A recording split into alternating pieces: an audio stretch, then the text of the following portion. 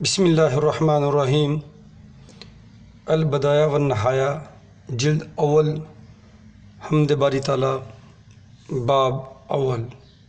سب تعریف اللہ تعالیٰ جل جلالہ و عز و شانہ کے لیے ہے جو اول و آخر ہے۔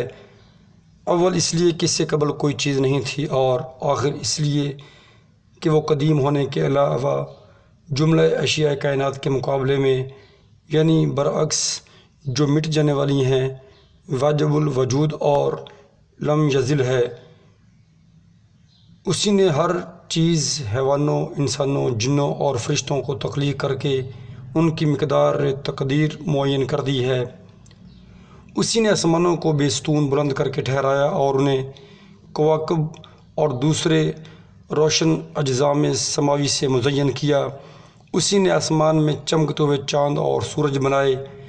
اسی نے آسمانوں سے اوپر عرش عظیم و عالی بالتکریم مسکن کیا، جس سے ملائکہ اکرام اٹھائے ہوئے ہیں، اور اسی کے گرد و پیش ملائکہ مقربین علیہ السلام حاضر رہتے ہیں۔ ان کے علاوہ اور بے شمار فرشتے ادھر ادھر موجود رہتے ہیں۔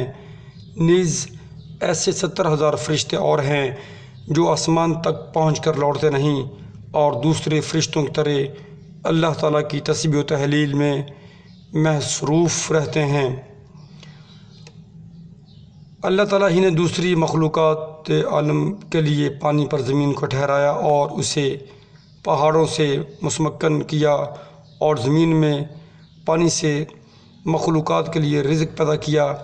یہ سب تخلیق سماوات سے 4 روز قبل پیدا کیا، اور زمین پر ہر چیز کو جوڑوں میں پیدا کیا، اور یہ سب کچھ بنی نوع انسان کے لیے پیدا کیا، جن میں وہ حیوانات بھی شامل ہیں جو انسانوں کی خوراک کا ذریعہ ہیں۔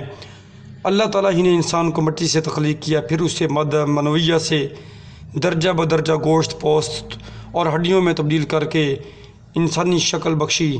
نیز اسے سماعت و بصارت عطا فرما کر ہر طرح مکمل فرمایا، اور اس کی زندگی کے لیے کوئی چیز مطلق باقی نہ چھوڑی۔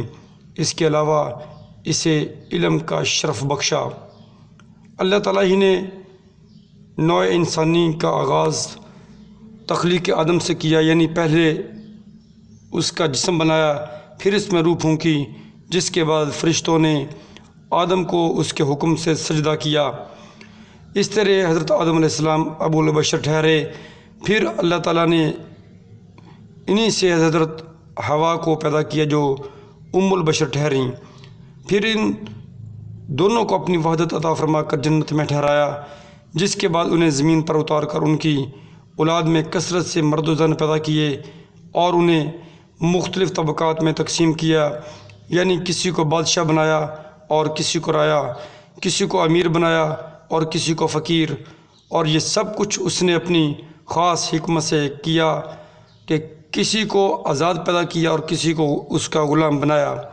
اس نے بنی نوع انسان کو زمین کے طول و عرض پر اس کے اطراف و اکناف میں ہر طرف پھیلایا، انہیں ایک دوسرے سے مختلف بنایا، یہ بھی اس کی حکمت ہے۔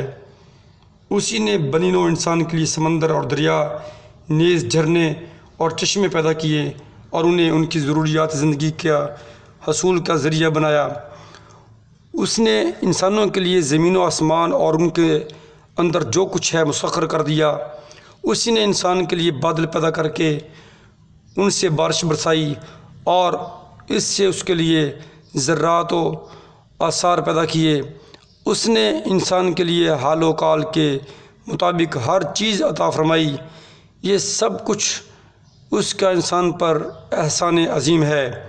حیف صد حیف کہ انسان اللہ تعالیٰ کی ان ظاہر و باہر نعمتوں سے مستفید و مستفیض ہوتے ہوئے بھی اس سے منحرف ہو کر ظالم و جاہل ٹھہرا، حالانکہ اس نے وقتاً فوقتاً اپنے انبیاء مرسلین کے ذریعے بنی نوع انسان پر اپنے احکام و ہدایات پر مشتمل آسمانی صحائف نازل کیے اور کتابیں اتاریں، اور ان میں تخلیق کائنات سے لے کر یوم قیامت تک کی تمام تفصیلات شامل فرما دی۔ چنانچہ وہ شخص بڑا سعادت مند اور خوش نصیب ہے جس نے ان قرآن پاک اور احادیث نبوی کے ذریعہ فراہم شدہ خبروں کی تصدیق کی اور انہیں صدق کے دل سے تسلیم کیا۔ نیز قرآن میں جو اوامر و نواہی موجود ہیں انہیں بخوشی قبول کر کے ان پر عمل پیرا ہو کر، جس کی وجہ سے اس نے جہنم کے دردناک عذاب سے نجات پائی۔ میں اس ذات پاک و بے ہمتا کا حد درجہ شکر گزار ہوں جس نے ہم انسانوں کو زمین و آسمان کی بے شمار نعمتوں سے سرفراز فرمایا۔ اس کا کوئی شریک و سہیم ہے نہ عدیل و مثیل، اس کی بادشاہت قدیم اور ہمیشہ رہنے والی ہے، اس کا کوئی عدید و ندید ہے اور نہ قسیم۔ میں گواہی دیتا ہوں کہ اس کے سوا کوئی معبود نہیں اور وہ واحد اور لا شریک ہے، اس کی کوئی نظیر ہے اور نہ اس کا کوئی مصاحب و مشیر ہے۔ میں یہ بھی گواہی دیتا ہوں کہ محمد اس کے بندے اور رسول ہیں اور اس کے حبیب و خلیل ہیں۔ محمد مصطفیٰ عربوں کے شریف ترین شخص ہیں، مالک حوض کوثر اور شافع روز محشر ہیں۔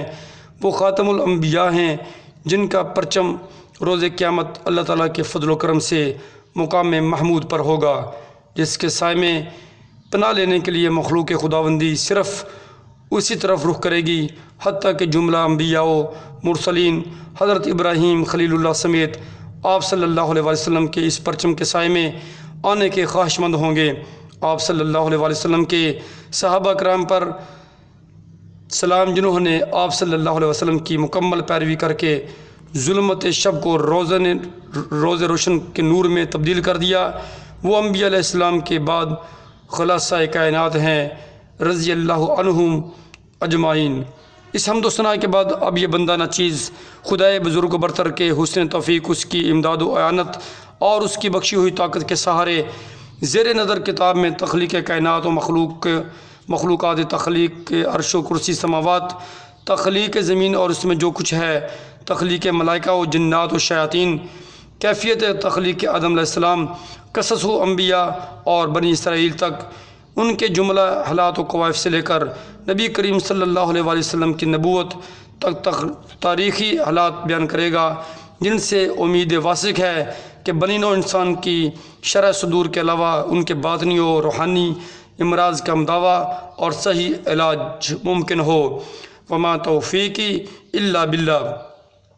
اس کے بعد ہم اس کتاب میں ان حالات و قوائف کا ذکر کریں گے جو ہمارے زمانے تک گزرے، اور اس کے ساتھ حشر و نشر اور روز قیامت کے حالات، دوزخ اور اس کی کیفیت، جنت اور اس کے حسین و جمیل مناظر، نیز دوسری متعلقہ باتیں اور وہ جملہ باتیں جو احادیث نبوت اور علماء کرام کے توسط سے ہم تک پہنچی ہیں بیان کریں گے۔ اسرائیلیات کے بارے میں صرف وہی باتیں بیان کریں گے جنہیں بیان کرنے کی شرع اسلام علیہ السلام نے ہمیں اجازت دی ہے، اور یہ کہ ان میں قرآن پاک میں بیان کردہ قصص میں کوئی تضاد نہیں ہے، تاہم ان کی تصدیق یا تکذیب کی ذمہ داری بحیثیت مورخ ہم پر عائد نہیں ہوتی۔ ہم تو صرف اللہ تعالیٰ جل شانہ سے یہاں انہی مختصر بیان کرنے کے لیے اس کی توفیق کے مستدعی ہیں۔ وَهُوَ الْمُسْتَعَانُ۔ اللہ تعالیٰ نے اپنی کتاب مبین یعنی قرآن پاک میں ارشاد فرمایا ہے، كَذَلِكَ نَقُصُّ عَلَيْكَ مِنْ أَنْبَاءِ مَا قَدْ سَبَقَ وَقَدْ آتَيْنَاكَ مِنْ لَدُنَّا ذِكْرًا۔ یعنی اللہ تعالیٰ نے قرآن پاک میں اپنے نبی علیہ السلام کے ازمنہ ما سبق، اپنے اولیاء و ادا کا ذکر فرمایا، لیکن اس حد تک جو آپ کی امت کے لیے بھی کافی اور شافی، اپنی امت کے لیے کافی اور وافی و شافی ہو۔ بہرحال آپ سے ہم تک جو کچھ پہنچا ہے اسی سے ہی بیان کرنے پر ہم نے اکتفا کیا ہے، اور وہی بیان کیا ہے جو امت مسلمہ اور بنی نوع انسان کے لیے مفید مطلب ہو۔ البتہ ہم نے ان بیانات کو اس کتاب میں شامل کرنے سے احتراز کیا ہے جن میں علماء مورخین سے سہواً غلطیاں سرزد ہوئی ہیں، یا ان میں اکثر و بیشتر باہمی اختلافات ہیں۔ حضرت صلی اللہ علیہ وسلم کی ایک حدیث جسے امام بخاری نے اپنی کتاب صحیح بخاری میں درج کیا ہے، یہ ہے ترجمہ: میری بیان کردہ ایک عید ہی کیوں نہ ہو دوسروں تک پہنچا دو۔ آپ نے یہ بھی ارشاد فرمایا، ترجمہ: اگر اس میں کوئی قباحت نہ ہوتی تو میں بنی اسرائیل کا ذکر کرو۔ میرے بیانات کے بارے جھوٹ نہ بولو، کیونکہ جس نے میرے بیانات کے بارے میں جھوٹ بولا اس کی مقد آگ سے بھری جائے گی۔ یہ بات آپ نے اسرائیلیات کے اذکار کے بارے میں ارشاد فرمائی، جن کے بارے میں ہمارا خاموش رہنا ہی مناسب ہے۔ ہمیں ان کی تصدیق یا تکذیب کی ضرورت نہیں۔ ہم نے اس کتاب میں جو کچھ لکھا ہے وہ اس کے مآخذ کے بارے میں اعتماد و اعتبار پر مبنی ہے۔ البتہ شریعت کی روح سے ہمارے نزدیک جو باتیں مصدقہ ہیں ہم نے ان کو بیان کرنا ضروری سمجھا ہے۔ اللہ تعالیٰ نے ہمیں جو رسول بخشا وہ سب رسولوں سے برتر ہے، اور اس پر جو کتاب نازل فرمائی وہ سب کتب آسمانی سے برتر و افضل ہے، کیونکہ دوسری تمام کتب آسمانی میں تحریف و تغیر، خلط ملط اور تبدیلیاں نیز تنسیخ اور اضافے ہو چکے ہیں۔ ہماری احتیاج وہ کلام ربانی ہے جو ہمارے نبی کریم صلی اللہ علیہ وسلم کی رسالت باسعادت سے ہم تک پہنچا۔ اب کوئی اسے سمجھے یا نہ سمجھے، جیسا کہ حضرت علی بن ابی طالب رضی اللہ عنہ نے ارشاد فرمایا، قرآن میں تم میں سے پہلے اور تمہارے بعد کی جملہ خبریں موجود ہیں، اس میں جو احکام ہیں ان کے صدور کا فصل بھی ضروری تھا اور وہ بے محل نہیں ہے۔ جس نے اللہ تعالیٰ کی ہدایت کو قبول کیا وہی ہدایت یافتہ ہے، اور جس نے اس کے علاوہ کسی اور کی ہدایت کو قبول کیا اور ان پر عمل کیا وہ گمراہ ہے۔ حضرت ابو ذر غفاری رضی اللہ عنہ سے روایت ہے کہ حضرت صلی اللہ علیہ وسلم نے اپنی وفات تک ہر بات سے آگاہ فرمایا، حتیٰ کہ جو پرندہ اپنے پروں سے اڑتا ہے اس کے بارے میں بھی ارشاد فرما دیا اور اس سے ہمیں باخبر فرمایا۔ امام بخاری نے اپنی کتاب احادیث صحیح بخاری میں تخلیق کائنات کے آغاز میں ذکر کیا ہے۔ عیسیٰ بن موسیٰ گنجار سے بحوالہ رقیہ قیس بن مسلم اور طارق بن شہاب مروی ہے کہ آخر ذکر نے انہیں بتایا کہ ایک روز جب رسول اللہ صلی اللہ علیہ وسلم ہم لوگوں کے ساتھ کھڑے تھے تو آپ صلی اللہ علیہ وسلم نے تخلیق کائنات سے لے کر اہل جنت کے جنت میں داخل ہونے اور دوزخیوں کے دوزخ میں داخل ہونے تک تمام کوائف ہم سے بیان فرمائے۔ بہرحال جس نے انہیں یاد رکھا اور جس نے بھلا دیا۔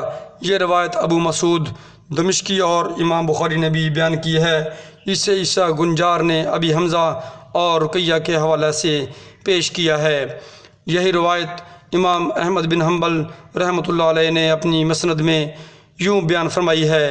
ہم سے ابو عاصم، عزرا بن ثابت، البا بن احمر یشکری اور حضرت ابو زید انصاری نے بیان کیا، ایک روز رسول اللہ صلی اللہ علیہ وسلم نے ہمارے ساتھ صبح کی نماز ادا فرمائی، اس کے بعد آپ ممبر پر تشریف فرما ہو کر ظہر تک ہم سے خطاب فرماتے رہے، پھر ظہر کی نماز کے بعد اسی طرح ہم سے عصر تک خطاب فرمایا، پھر عصر کی نماز سے فراغت کے بعد مغرب تک کسی طرح ہم سے خطاب فرمایا، اور اسی طرح مغرب اور عشاء کی نمازوں کے بعد ہم سے خطاب فرمایا۔